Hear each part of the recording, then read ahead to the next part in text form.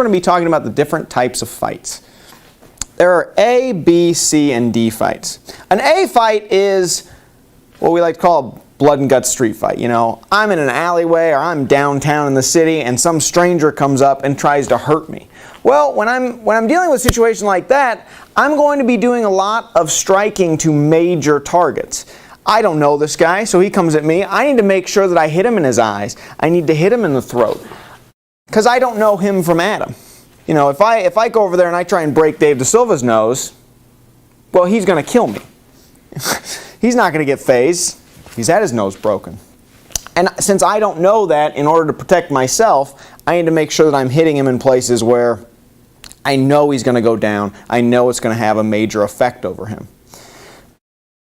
But let's be honest, most of the time we're not in blood and guts street fights. Most of the time we're in a B fight. And a B fight is, I'm at a party, I'm at a bar, somebody's drunk, and it's still serious. They're still trying to hurt me, you know. This guy wants to break my face with his punch. Wham!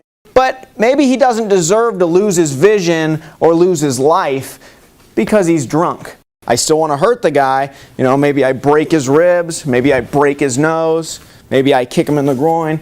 Give him something to wake up to and remember that it's not very nice to get drunk and try and hit people. Then there's a C fight. And a C fight is the trickiest of all the fights. This time maybe I know him. Maybe he's a friend of mine. Maybe he's, you know, at a wedding. Yeah, my drunk brother-in-law or something like that. I don't want to break his ribs. I don't want to break his nose.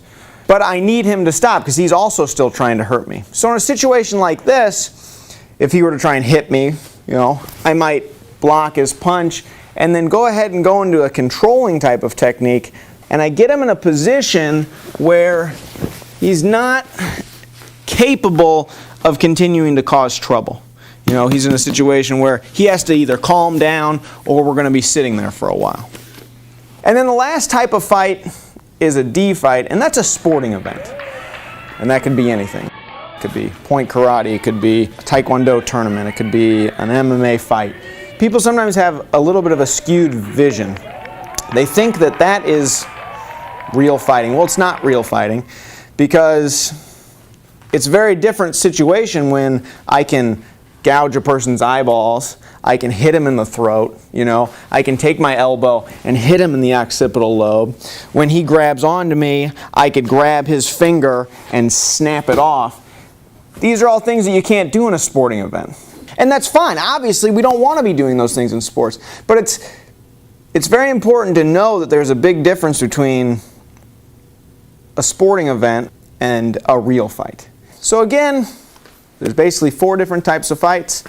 The A fight, for a street fight, I'm really fear for my life. A B fight, maybe I'm at a bar at a party and I'm not as worried, but I still want to hurt the guy and he wants to hurt me. A C fight, where I need to control somebody who, you know, I don't want to harm. You know, maybe a younger person or somebody I know, a friend. And then a D fight, I'm in a sporting event. You know, I'm lined up and there are rules. Okay?